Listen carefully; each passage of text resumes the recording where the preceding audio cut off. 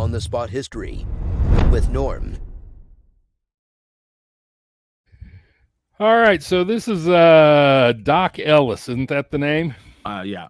Yeah. Okay, 1970.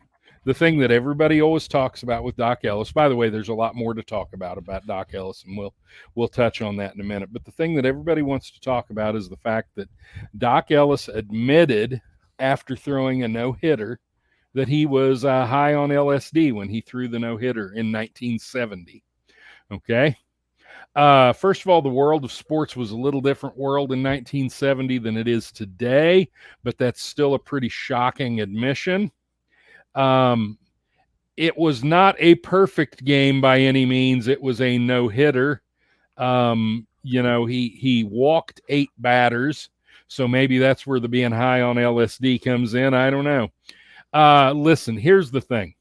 It is too bad that this is the main thing that we remember about Doc Ellis, okay? And here's why it's too bad. Doc Ellis was a black man playing Major League Baseball in 1970. The color barrier in Major League Baseball had been broken not that long before, okay?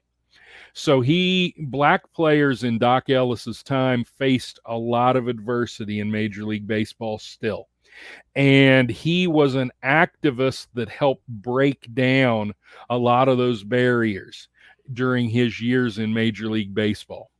And people forget just how good he really was. Okay, so Doc Ellis should be remembered a little more for what a good baseball player he actually was, and the fact that he was an advocate for black players in Major League Baseball, and that he helped change the conditions for black players in the major leagues for the better. At the same time, here's something I'd like to point out too. Okay.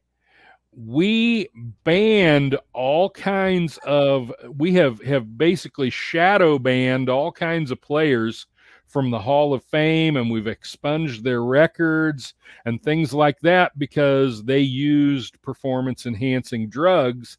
And Doc Ellis points out real quickly that not only did he use amphetamines virtually every game that he ever pitched in, he claims that he never pitched sober once in his career, but he also says that virtually everyone else was on amphetamines too. Okay, yet you don't hear anybody talking about the amphetamine period in Major League Baseball, and you don't hear anybody talking about expunging records from that time period, even though amphetamines are clearly a performance-enhancing drug.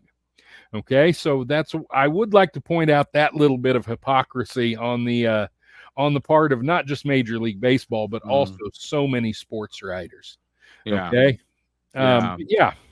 it was definitely, I know most of my audience, I know, through simple math, doesn't remember the 70s, but the 70s were a different time. They really were.